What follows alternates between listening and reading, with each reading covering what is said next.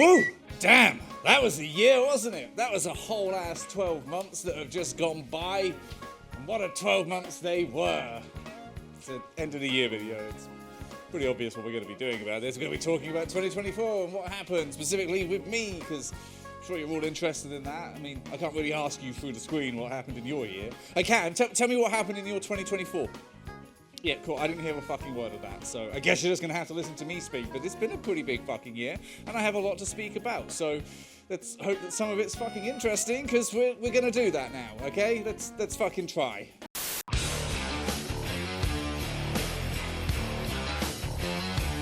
So, of course, the year started off in typical fashion as it always does with January, which is the shittest way to start any fucking year. Great, let's just start the year with misery, and grey, and winter. Fucking top. Yeah, no wonder we all feel miserable at the beginning of the fucking year. Look at it out there, Jesus.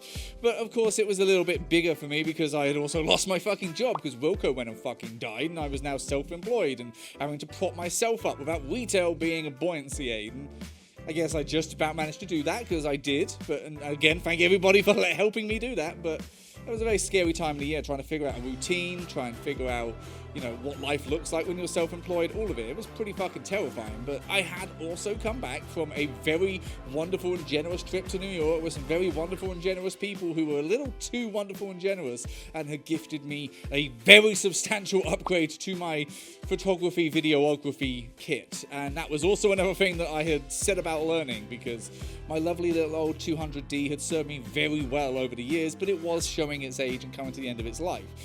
You then put an R5 in my hands and, oh shit, I need to learn how to use this because this is professional grade. And that's been a mission this year and will continue because I fucking love photography. I love getting into this shit and it's been very fun learning how to use this and do this thing. And as you can see, there's been a substantial upgrade in my fucking photos, I believe. Not to clap my own cheeks, but clap. Because goddamn, now that I've actually learned how to do this fucking thing, I actually wonder how anybody liked any photos that I put up because they look cold and lifeless and dreary and bland to me now. But that's two things that I have learned. I've learned that I can support myself, that I can stand on my own two paws and not be reliant on a typical 9 to 5. Even though I never did 9 to 5 shifts at Wilco. And that even though that's scary, I did have a plan and I did go through with that plan. And I also learned that it's never too late to pick up new skills and it's never too late to improve. And that's exactly what I did with the photography side of things. And I can go forward in my mission to have the highest quality, most professional looking feet pics on the internet. It might be a low goal, but it's lofty to me. So, of course, one of the massive things that happened to me this year would be abandoning the UK in what I can only describe as an immigration speedrun. Because, of course, we weren't supposed to hear back from the immigration people until, well, basically now, actually. But we heard back a whole year earlier than we were told we would likely hear back from them. And that meant that, oh shit, time to do some stuff. Time to do a lot of fucking stuff, actually. And it's not going to stop. And it's probably not going to stop until you've got naturalization and an American passport. Because, damn, it's a heavy process. We literally just went for it and oh god, and that was a big deal. That has continued to be a big deal as well, and it's been great. I mean, we've done the goddamn thing, but it was kind of non-stop because as soon as you get that letter saying you need to do these things, you need to do those things, and those things are big and heavy and scary. And that was the main thing. It was terrifying. It was really fucking scary. There was so much to think about, but I did it, and that was a weird thing, because I've been more stressed than I've been in a very long time, potentially even ever. But I still did the fucking thing. I still did it all. Even when shit looked hopeless, even when things didn't look like they were going to work out, even when my fears were completely taking over my mind, I still did all of the stuff. And I have continued to do so. Which has taught me a couple of things. It's taught me that things are never always going to be as bad as you fear they could be. And even if you are scared and stressed, you have the strength to still carry on and do the goddamn thing. That's what I fucking learned. Didn't matter how bad things looked, didn't matter how twisted my fucking stupid brain wanted to make things, I still got that shit done. Which means I will continue to get shit done. Ain't nothing holding me back, especially not me. It's also been a great year for found family being true found family because I've had some really lovely times with people this year. Obviously, we had New York, but that was 2023. But then we also had Izzy coming over to the UK and visiting. We had some great times making the most of the UK before I left it all behind, which was especially nice considering, like, it wasn't scary leaving him behind at the airport and saying goodbye because it was very much like a see you later. Because damn, we have progress. And it wasn't that long after that visit that we had progress. So it was a lot nicer having that trip without there being like, I don't know when I'm going to see you again, when, oh no, I very much do. I also got to go over to the Netherlands and see some lovely, wonderful friends of mine, found family again. Really enjoy that country and enjoy that trip. It was in the middle of some fuckery with my medical exam that I needed for my visa, so I was still stressing, but I still had such a wonderful time, and it's just nice reaffirming those connections. And of course, everybody came out to the wedding, because, yeah, a bitch got married. Look at me wearing my wedding outfit right now. And, not this, but everybody came out for the wedding and made the wedding. That was a huge deal for me because obviously I'm very stressed with all the... It's shitty trying to have a wedding with immigration procedures because not every bride and groom has to go through like the hoops that I had to jump through. They just get to be romantic and shit. Me, I gotta fill out fucking paperwork. But there was, lumps and bumps in the road and our fucking officiant pulled out 40 hours before the fucking thing.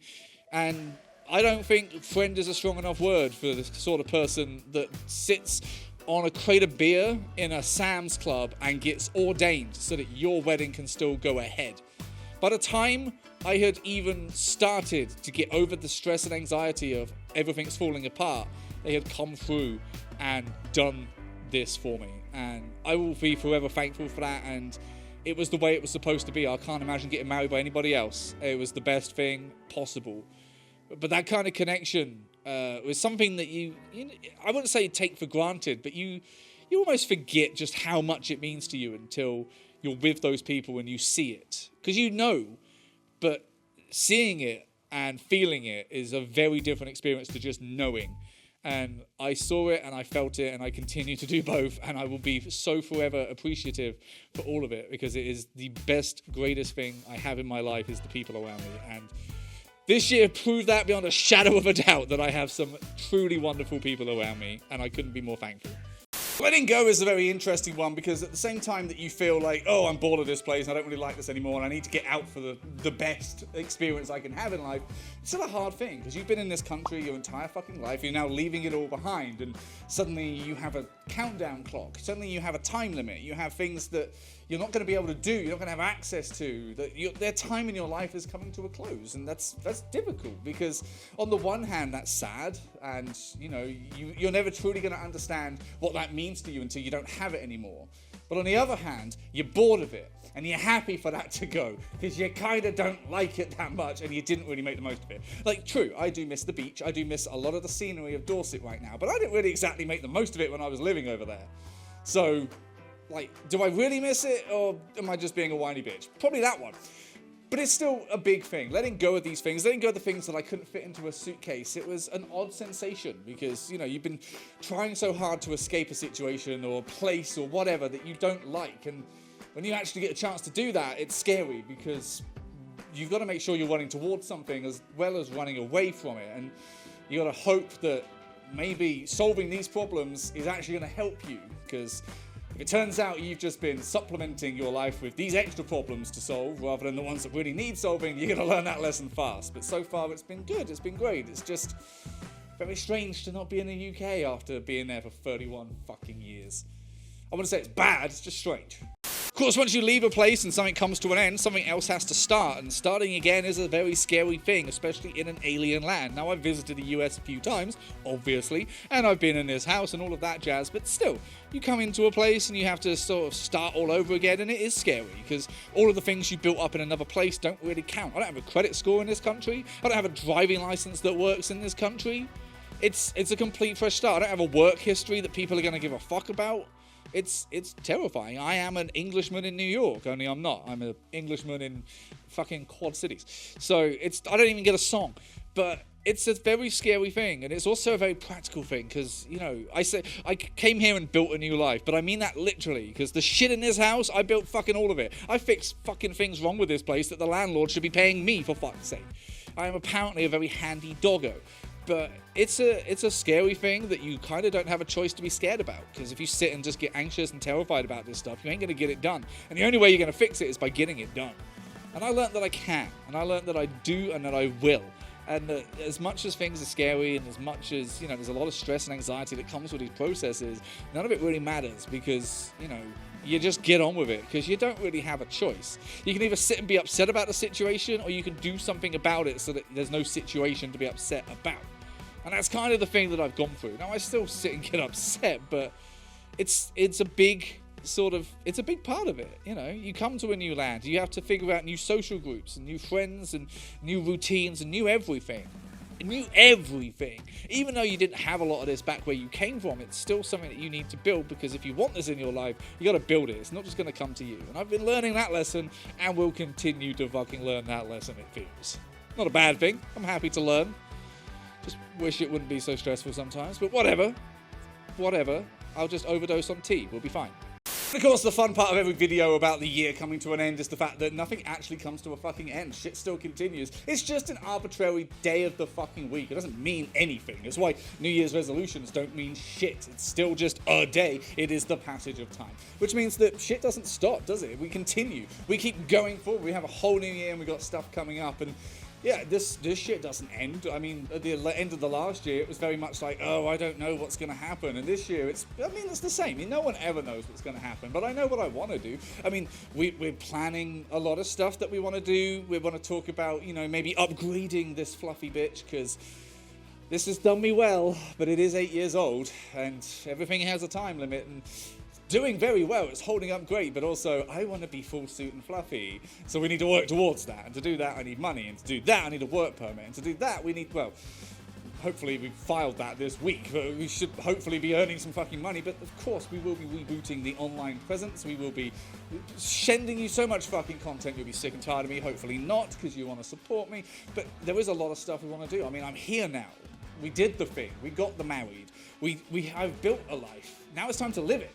And that's kind of scary, because now there's a lot of pressure on that, because you work so hard towards this thing. It's like, don't fuck it up. But that's still very much the case.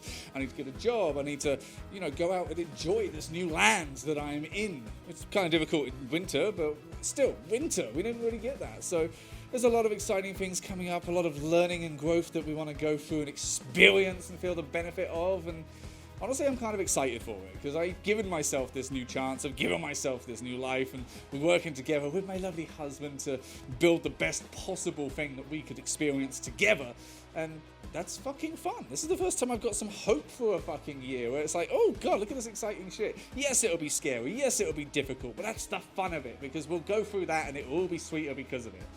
Look at me sounding fucking positive. Can't wait to get to the end of the 2025 video, and it's just like, wow, damn. What a happy little bitch he was last year. Little did he know the asteroid hit. That's probably not going to happen. It might, though. There you have it. That was a summation of my year and the things that I learnt in this fucking year as well. Because it's been a year of growth. It's been a year of learning. It's been a year of upgrading. It's weird because everybody starts a new year and doesn't really know where it's going to go. And you have these hopes and you have these fears. And it's pretty hard to figure out which one's the most valid out of the two. But damn, I would say this has been a pretty fucking good year for me. It's been a while since I've been able to say that without basically just being sarcastic about it. But there we are. It's been a good year. Hopefully it's the start of a few good years that we're going to continue to go on and do. And 2025 will be just as good, if not better. In fact, it's going to be better. It's going to just continue getting better and better and better and better, because it doesn't have a choice. I will threaten the universe. You don't want me dead, because there is an afterlife. You don't want me there, so you better keep me alive. And the only way you're doing that is by giving me something good. So there we go. That's how it's going to work. That a deal? I think that's a deal. But thank you for watching. If you did enjoy this video and you think, I really wish I could stick around and see what his 2025 is going to be like, then subscribe or check out some socials, because there's socials to be checking out. And if you would like to, give me a little treat, it's not too late to give me a Christmas present. It's not too late to just give me some fucking money at the end of the day, because I've got absolutely no qualms about begging for a donation, but there's options that you can obviously partake in. Thank you so much to those of you who already have. It really does mean the world to me, and I'm putting it all to good use. Don't you worry. I'm not squandering it on stupid crap. It is going to be helping very fucking much so with all the stuff I've got to spend money on, which is depressing. But thank you so much once again for all of your help, love, and support, and for being here for 2024. Hopefully you'll still be here for 2025, and we'll see what that one turns out like. Okay,